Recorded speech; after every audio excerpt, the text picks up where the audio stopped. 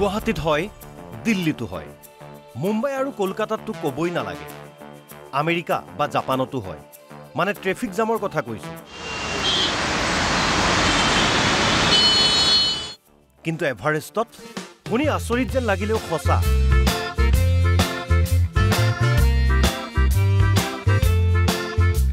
পৃথিৱীৰ সৰ্বোচ্চ শৃংগ এভাৰেষ্টত ট্ৰেফিক জাম।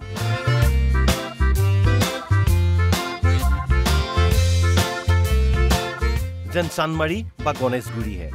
ভালদৰে চাই লওক এই দৃশ্য।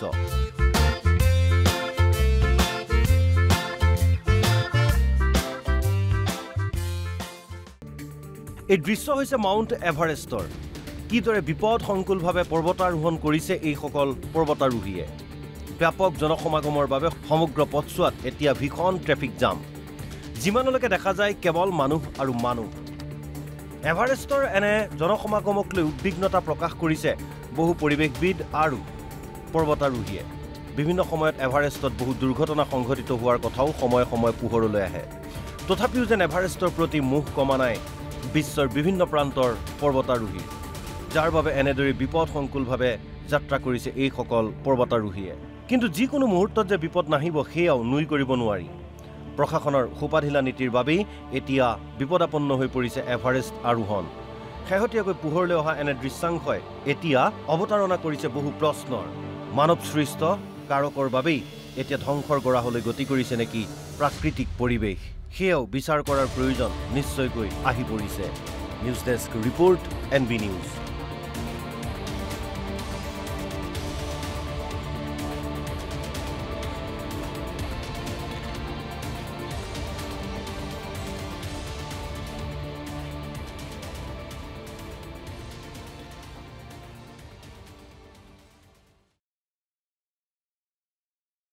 গুৱাহাটীত হয়, দিল্লীতো হয়, মুম্বাই আৰু কলকাতাতো ক'বই নালাগে, আমেৰিকা বা জাপানতো হয়, মানে ট্ৰেফিক জামৰ কথা কৈছো। কিন্তু এভাৰেষ্টত শুনি আচৰিত যেন লাগিলেও সঁচা।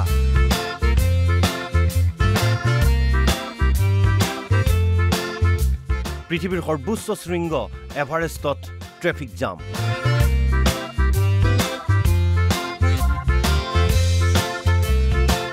যেন চানমাৰী বা গণেশগুৰিহে। ভালদৰে চাই লওক এই দৃশ্য।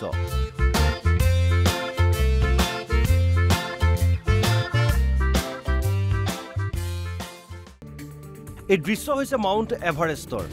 কিদৰে বিপদসংকুলভাৱে পৰ্বতাৰোহণ কৰিছে এইসকল পৰ্বতাৰোহীয়ে। ব্যাপক জনসমাগমৰ বাবে সমগ্ৰ পথছোৱাত এতিয়া ভীষণ ট্ৰেফিক জাম। যিমানলৈকে দেখা যায় কেৱল মানুহ আৰু মানুহ। এভাৰেষ্টৰ এনে জনসমাগমক লৈ উদ্বিগ্নতা প্ৰকাশ কৰিছে বহু পৰিৱেশবিদ আৰু পৰ্বতাৰোহীয়ে। বিভিন্ন সময়ত এভাৰেষ্টত বহু দুৰ্ঘটনা সংঘটিত হোৱাৰ কথাও সময়ে সময়ে পোহৰলৈ আহে।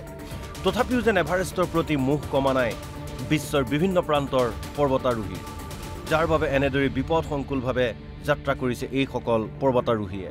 কিন্তু যিকোনো মুহূৰ্তত যে বিপদ নাহিব সেয়াও নুই কৰিব নোৱাৰি। প্ৰশাসনৰ সোপাঢিলা নীতিৰ বাবেই এতিয়া বিপদাপন্ন হৈ পৰিছে এভাৰেষ্ট আৰোহণ।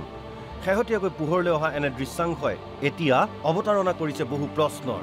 মানৱসৃষ্ট কাৰকৰ বাবেই এতিয়া ধ্বংসৰ গৰাহলৈ গতি কৰিছে নেকি প্ৰাকৃতিক পৰিৱেশ, সেয়াও বিচাৰ কৰাৰ প্ৰয়োজন নিশ্চয়কৈ আহি পৰিছে।